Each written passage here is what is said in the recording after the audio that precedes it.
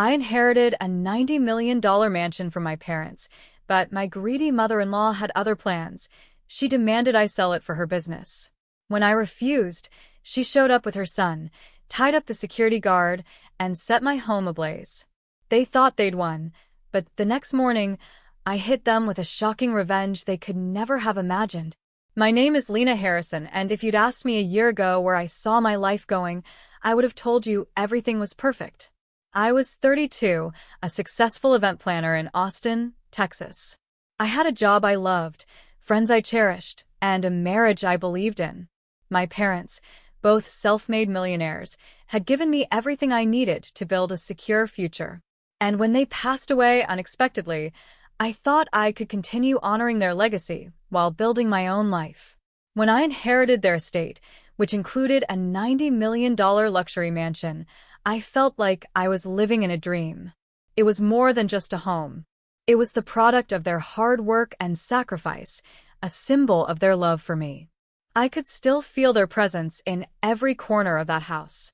It was overwhelming, yes, but it was also an opportunity to truly begin a new chapter in my life. My husband, Dylan, and I had always talked about moving into a bigger home one day, but nothing could have prepared us for the reality of what was about to unfold. Dylan was 34, a real estate agent who was thrilled about the prospect of living in such a luxurious mansion. When we moved in, it felt like our lives were finally coming together. We spent days decorating the grand rooms and evenings strolling through the lush gardens, savoring the peace of our new life. For a while, it felt like nothing could disrupt our happiness. But it didn't take long for the first cracks to appear. Dylan's mother, Margaret, was a woman who'd never hidden her opinions. At 58, she had always been a constant presence in our lives, critical, demanding, and often overbearing. I thought I'd be able to manage her, but I couldn't have been more wrong. From the moment Margaret learned about the mansion, something in her shifted. Her words were kind at first, full of praise, but there was an undercurrent of something darker. She began to make remarks about how lucky I was and how the house would be wasted on one person. At first, I didn't think much of it, but soon, the comments became more direct. "Lena, you know," she said one afternoon as she casually visited, sipping tea, "I've always believed in good investments. With all that money, you could really expand your reach. Real estate is such a profitable business. I don't know why you're holding on to that mansion." I was taken aback. I had just lost both my parents, and this house was all I had left to remind me of them. It wasn't just about money, it was about honoring their memory. "I'm not ready to sell, Margaret," I said softly, trying to keep my voice steady. "This place means a lot to me." She raised an eyebrow, her lips curling into a smile that didn't quite reach her eyes. "I get it, Lena. But you do realize that selling it and investing in something else would set you up for life, right? Think about it. Real estate, the right property, the right business. It could change everything." I could feel my stomach tighten, but I tried not to show it. "I'm not interested, Margaret. I'm happy here." But Margaret was persistent. Every time we spoke, the conversation veered back to the house. It was clear she didn't understand why I wouldn't simply sell it and use the money for something better. She grew more insistent, and that's when I started to feel the pressure. It wasn't just her anymore. Dylan, my husband, began to show signs of being influenced by his mother's ideas. He would sit quietly during our discussions, his silence growing louder with every passing day. I tried to brush it off at first, telling myself that it was just a phase. After all, Dylan had always been supportive. He had been my rock through all the struggles with my parents' passing. But as the days went on, I began to wonder if his loyalties were shifting. One day, Margaret and her younger son, Max, showed up at our door unannounced. I knew immediately something was wrong. Margaret's eyes were too bright, too focused, and Max, who was only 26, had an expression that mirrored his mother's, impatience and hidden anger. "What's going on?" I asked, trying to keep my voice calm. Margaret didn't even greet me. She walked straight into the living room and, without preamble, said, "Lena, I've had enough of this. The house is a waste. You need to sell it and use that money wisely. I'm tired of waiting for you to make the right decision." I was stunned. "Margaret, This house is not for sale. This isn't about the money. It's about keeping my parents' legacy alive. I won't just give it up because you think it's a waste." She smiled coldly, and for the first time, I saw something dark in her eyes. "You think you're the only one who can benefit from this inheritance? You think your parents would want you to hoard it? No, Lena. It's time to let go." Before I could respond, Max stepped forward, looking at me with a coldness that sent a chill down my spine. "Mom's right," he said. "You're being stubborn. This could be a huge opportunity for all of us. Why hold on to something that just sits there, wasting away?" I felt the walls closing in, the weight of their words crushing me. "This isn't about money," I said again, my voice firm. "I'm not selling. This house is mine, and it means something to me." Margaret's smile faltered for just a moment, but she quickly regained her composure. "Fine," she said, her voice dripping with disdain. "But don't think I'll forget this." And just like that, she and Max left, but I had a feeling in my gut that this wasn't the end. I didn't know it at the time, but I was about to learn the true depths of betrayal and the cost of standing my ground. What happened next would change everything. I wish I could say I was wrong about Margaret, that I overreacted. But what happened next confirmed all of my fears. I thought the worst was behind me, but in reality, it had only just begun. It was a regular afternoon, or at least I thought it was. Dylan and I were settling into our new life, still getting used to the mansion. I was upstairs working on some event plans, trying to keep busy. I didn't expect anything unusual, but then I heard a loud knock on the door. My heart skipped a beat. Margaret rarely came by unless she had something to say, and her tone the last time we spoke made it clear that she was not going to let this go. I answered the door, only to find Margaret standing there, her face flushed with anger. She didn't say hello. She didn't ask how I was. She simply stormed past me, her eyes locked on the mansion as if she was ready to tear it down with her gaze alone. "What are you doing here, Margaret?" I asked, my voice growing tense. She didn't answer immediately. Instead, she called out to Max, who had been hiding behind the large columns of the porch. Max stepped forward, and that's when I knew something was wrong. They weren't just here to talk. "Margaret, what is this about?" I asked again, feeling a sense of dread growing in the pit of my stomach. "Everything, Lena," she finally said, her voice hard. "You've made a huge mistake by not listening to me. I gave you a chance, but now you're forcing my hand." Before I could ask what she meant, a loud sound came from behind me, followed by the unmistakable crackle of fire. I whipped around in shock and disbelief. Margaret and Max were standing there, a lighter in Max's hand, and the flames were starting to spread on the edge of the mansion's beautiful porch. My breath caught in my throat. "What are you doing?" I screamed. "This is the only way, Lena," Margaret said coldly. "You're not listening, so we'll make you." My heart pounded in my chest. They were setting the house on fire. Not just any fire, but an intentional one, meant to destroy everything that my parents had worked for, everything I had inherited. I couldn't breathe. I didn't know what to do. My thoughts were racing as I watched the flames begin to spread, looking at the edges of the mansion, hungry and fast.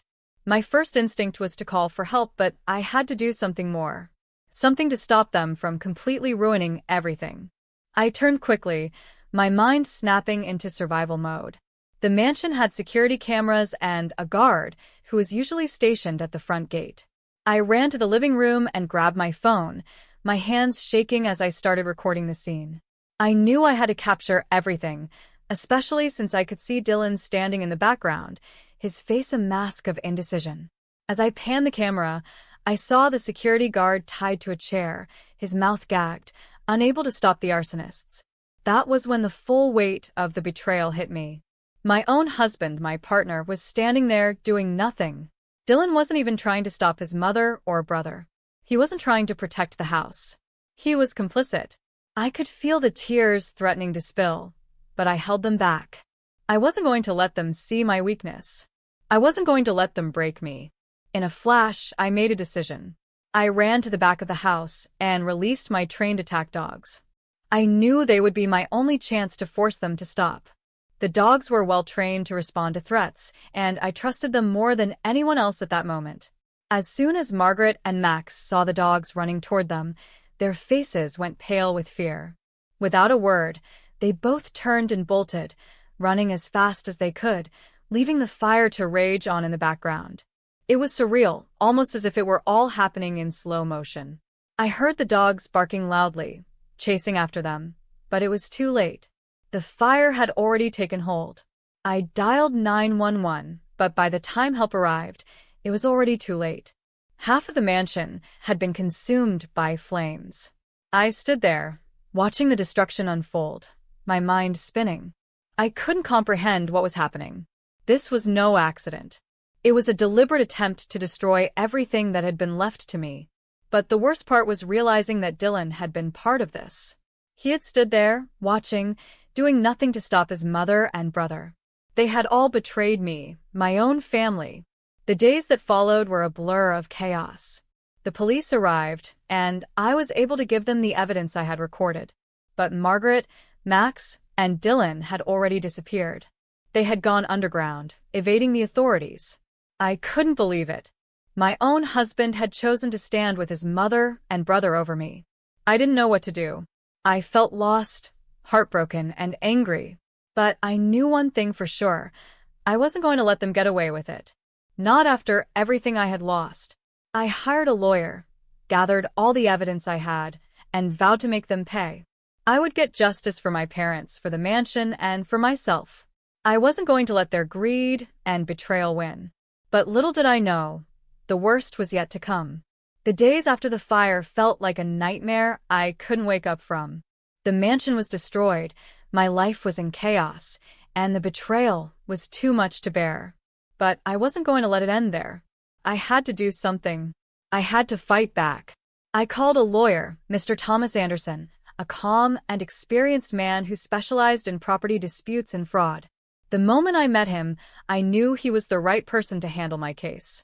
He listened to my story with patience, and as I showed him the videos and photos of the fire, he nodded gravely. "We can use this evidence," he said after a long pause, "but we need to gather more. If they're trying to run from the law, we need to be quick." He was right. As much as I wanted to focus on the emotional side of things, I knew I needed to build a solid case. We compiled every piece of evidence, phone recordings, photos of the security guard tied up, and any traces of their involvement. I knew my husband Dylan's role in all of this was undeniable, but I wasn't sure where they had gone. Dylan, Margaret, and Max had vanished without a trace, and I couldn't shake the feeling that they were planning something else. Something worse. The police had been notified immediately after the fire, but they were having trouble locating any of them. It seemed like they had all gone underground. They were smart, too smart for me to catch alone. I couldn't help but feel helpless. My own family had betrayed me, and now they were hiding, slipping away without facing any consequences. I was restless. Every day, I checked the news and the police reports, hoping for a breakthrough. I even went to the mansion site once, looking at the burned remnants of my parents' home, the place where so many memories had been created. It was painful, but I couldn't allow myself to mourn just yet. There was something more important to focus on: revenge. No, not just revenge. Justice. 1 week later, the breakthrough finally came. I received a call from Mr. Anderson early in the morning. His voice was steady but urgent. "Lena, they've been found. Your husband, mother-in-law, and brother-in-law were arrested this morning at the airport. They were trying to leave the country," he said. For a moment, I felt the weight of the words hit me. I could hardly believe it. They had tried to escape, to flee from what they had done, but they couldn't get away. The police had tracked them down just in time, and now they were facing serious charges. I didn't know whether to feel relief or anger. But in that moment, I realized that this was my chance to make them pay for everything they had taken from me. They had destroyed my parents' legacy and betrayed me in the worst possible way. Now they had to face the consequences. The charges were severe: arson, conspiracy, and property destruction, among others. I could hardly stand to think of my husband's involvement in all of this. I had trusted him, and he had thrown it all away. But there was no time for self-pity. I had to focus on the court case ahead. The trial was intense. I testified about everything: how Margaret and Max had set the fire, how I had captured the evidence on my phone, how Dylan had stood by and let it all happen. They denied it at first, but the evidence was irrefutable. In the end, the court ruled in my favor. Dylan, Margaret, and Max were ordered to sell their properties and compensate me for the loss of the mansion. But their punishment didn't end there. The court handed down prison sentences, and they were forced to face the consequences of their greed and betrayal. It wasn't the end I had imagined, but it was justice. For the first time in weeks, I felt a sense of relief. They had been caught, and I had done what was right. But little did I know, this was just the beginning of my journey to reclaim my life. The aftermath of the trial was nothing like I imagined. I thought the verdict would give me closure, but instead, it left me with a bitter taste in my mouth. Justice had been served, but I couldn't shake the feeling of betrayal. Dylan, the man I had once loved and trusted, was now a stranger. My own family, my mother-in-law and brother-in-law, had turned on me, and the house, the beautiful mansion that had been my parents' legacy, was gone. It wasn't just bricks and mortar that I had lost, it was the symbol of everything they had worked for. But as the days passed, I began to realize something important. I had won. I had fought back. I had stood strong, even when the people I loved the most had tried to tear me down. I wasn't just the victim of their betrayal anymore, I was the woman who had survived it. I had reclaimed my life, my power, and my future. And now it was time to build something new. I used the compensation money from the court order to make a fresh start. I didn't need another mansion. I didn't need to replace what was lost. Instead, I invested in myself. I focused on my career as an event planner, something I had always loved but hadn't had the time for while my life was consumed by the drama of the inheritance. I hired a new team and worked on some of the most exciting events of my career, finding satisfaction in helping others create moments that would last a lifetime. But more than that, I poured my energy into healing. I surrounded myself with people who cared about me, friends who had supported me through the toughest parts of my journey. They reminded me of who I was before all the chaos, the strong, independent woman who had a passion for life. I reconnected with old friends and even made new ones, rediscovering parts of myself that had been buried beneath the weight of the betrayal. I didn't forget the pain. I couldn't. But I learned how to live with it. I took the lessons I had learned from my parents about resilience, about standing tall no matter what life threw at you, and I applied them to every area of my life. The mansion might have been destroyed, but I realized that it wasn't the house that made me who I was. It was my strength, my ability to rise from the ashes.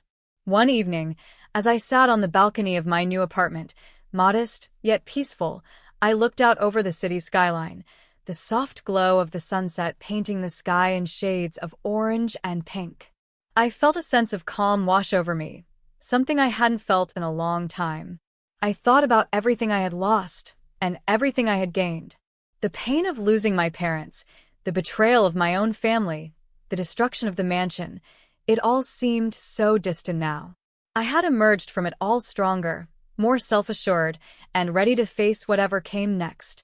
The people who had betrayed me, Dylan, Margaret, Max, they were gone from my life. They were paying the price for their greed and deceit. But I didn't feel the anger anymore. I felt a sense of freedom. I was no longer defined by the actions of others. I was in control of my own story, and I would write the next chapter on my own terms. I moved forward, not forgetting what had happened, but using it as fuel to create a life that was mine, one built on my own hard work, integrity, and resilience.